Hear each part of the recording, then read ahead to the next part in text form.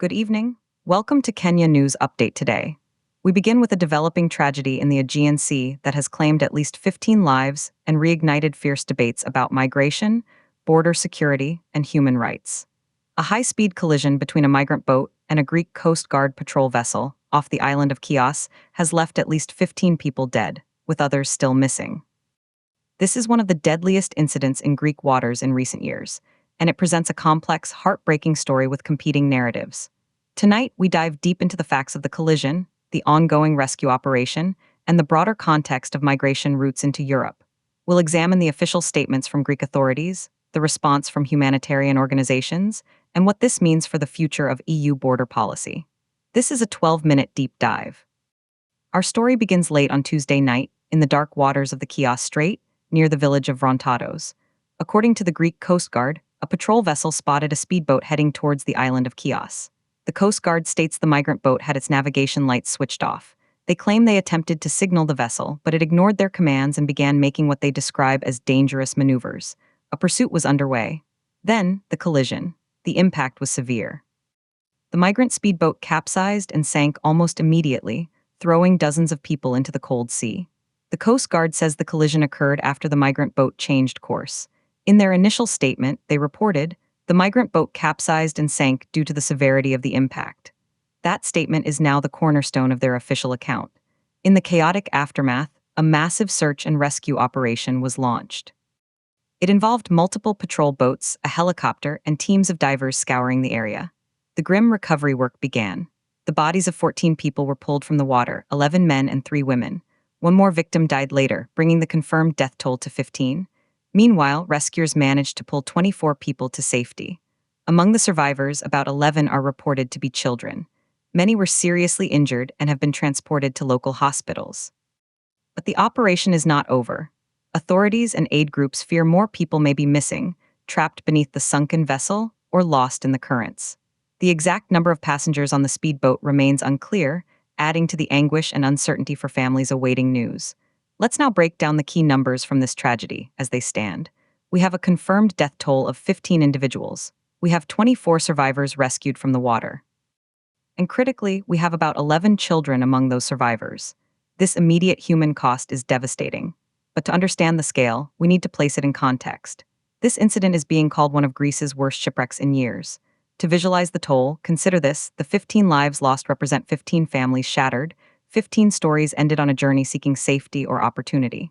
The 24 survivors now face trauma, injury, and an uncertain legal future. And the 11 children rescued have witnessed a horror no child should ever see. These are not just statistics. They are human beings at the center of a geopolitical storm. Now, let's examine the official perspective from Greek authorities. The Hellenic Coast Guard has been firm in its characterization of the event. Their narrative emphasizes the actions of the migrant vessel. They state the boat was sailing without lights, failed to heed signals, and engaged in erratic, dangerous maneuvers that ultimately led to the collision during a pursuit. This framing places responsibility on the smugglers operating the boat and, by extension, on the migrants for embarking on such a perilous journey. Greece has long been on the front lines of migration into the European Union, and its Coast Guard operates under immense pressure. Officials argue they are enforcing EU border policy and international maritime law, intercepting vessels that often employ reckless tactics to avoid detection. From this viewpoint, the tragedy is a horrific but predictable outcome of ruthless smuggling networks that prioritize profit over human life. However, this official account is being met with immediate skepticism and condemnation from migrant rights groups, humanitarian organizations, and some political figures. They point to a long and troubling history of alleged pushbacks and aggressive tactics by Greek border forces. The term pushback refers to the illegal practice of forcibly returning migrants to international waters or another country's territory without assessing their right to seek asylum. Organizations like Human Rights Watch and the International Rescue Committee have documented numerous allegations against Greek authorities. They argue that high-speed pursuits in crowded, unseaworthy vessels are inherently dangerous and that the Coast Guard's methods need urgent scrutiny.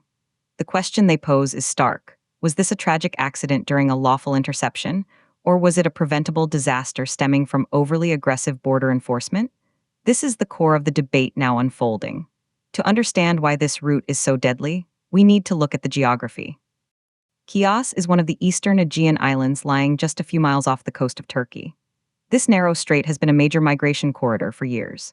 People from conflict zones like Syria, Afghanistan, and parts of Africa pay smugglers thousands of dollars to make the short but treacherous crossing from the Turkish coast to Greek islands like Lesbos, Samos, and Chios.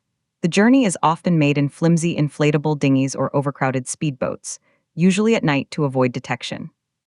The vessels are chronically overloaded, lack basic safety equipment, and are operated by smugglers with little regard for passenger safety.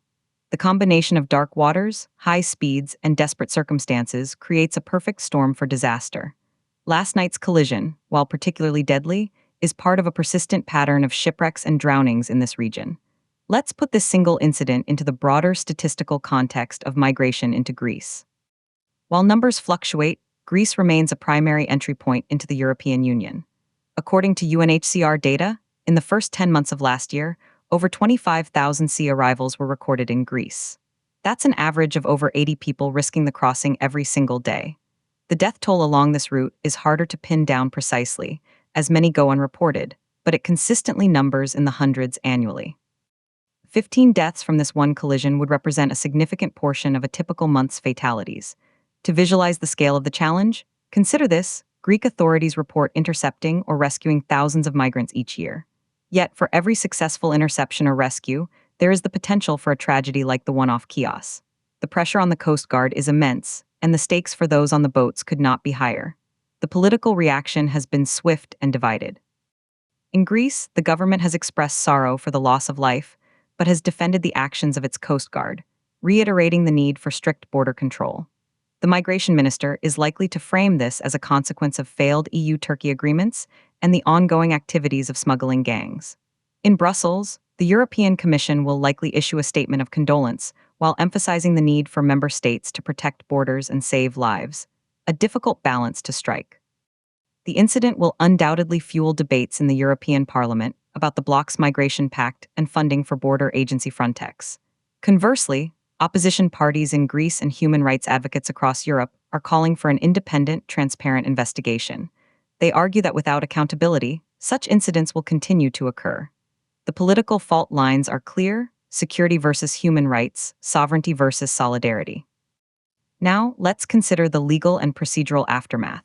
An investigation has been launched by Greek maritime authorities. This is standard procedure following a serious incident at sea involving a state vessel. Investigators will examine radar data, communication logs, and vessel damage. They will interview the Coast Guard crew and, if possible, the survivors of the migrant boat. However, conducting an investigation where one party is a state agency and the other is a group of vulnerable, traumatized non-citizens presents profound challenges. Survivors may fear retaliation or deportation if they contradict the official account. Their testimonies, given through interpreters and while in custody, may be questioned. Legal experts note that past investigations into similar incidents have often resulted in the exoneration of Coast Guard personnel, citing the difficulties of policing chaotic situations at sea. The outcome of this investigation will be a major test for Greece's judicial system and its commitment to transparency. Beyond the immediate investigation, this tragedy raises urgent questions about search and rescue protocols in the Mediterranean. Who is responsible for saving lives in these international waters? Under international maritime law, all vessels have a duty to render assistance to those in distress. However, NGOs that operate rescue ships argue that EU member states, including Greece and Italy, have systematically hindered their work through bureaucratic delays and legal harassment, effectively outsourcing the humanitarian crisis. They claim this creates a vacuum where only the Coast Guard, whose primary mission is border enforcement, is present, leading to conflicts of interest. The presence of about 11 children on that doomed speedboat highlights the desperate nature of these journeys. Should the primary response be interception and deterrence, or should it be safe, organized search and rescue with the sole aim of preserving life? The collision off Chios forces Europe to confront this uncomfortable question once again. Looking forward, what are the potential consequences? In the short term, we can expect increased patrols in the Aegean, possibly leading to more tense encounters. The tragedy may also lead to a temporary dip in crossings as smugglers reassess routes, but history suggests the flow will resume as long as the push factors — war, poverty, persecution — remain. For the survivors, the path is bleak. They will likely be processed in overcrowded reception centers on Chios or other islands, facing the prospect of lengthy asylum procedures or deportation. For the families of the victims, there may never be closure. For Greek and EU policymakers, this is another data point in a long-running crisis. It may harden attitudes, leading to calls for even tougher border measures. Or it could serve as a catalyst for a renewed focus on creating legal, safe pathways to asylum, thereby undermining the smuggler's business model. The direction taken will define Europe's approach to migration for years to come. In conclusion, the collision off the coast of Chios is more than a tragic accident. It is a symptom of a broken system. It represents the collision of two powerful forces: the desperate hope of migrants fleeing unimaginable circumstances and the determined enforcement of Europe's borders. The official narrative of a smuggler's reckless maneuver clashes with the long-standing allegations of aggressive pushbacks. The 15 confirmed dead, the 24 survivors, and the about 11 children caught in the middle are the human cost of this ongoing failure. As the search for the missing continues and the investigations begin, the world is watching. Will this lead to greater accountability and a shift toward humanitarian priorities, or will it be another grim footnote in the long history of the Mediterranean migration crisis?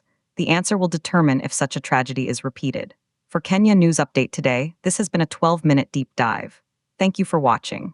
Subscribe to Kenya News Update today.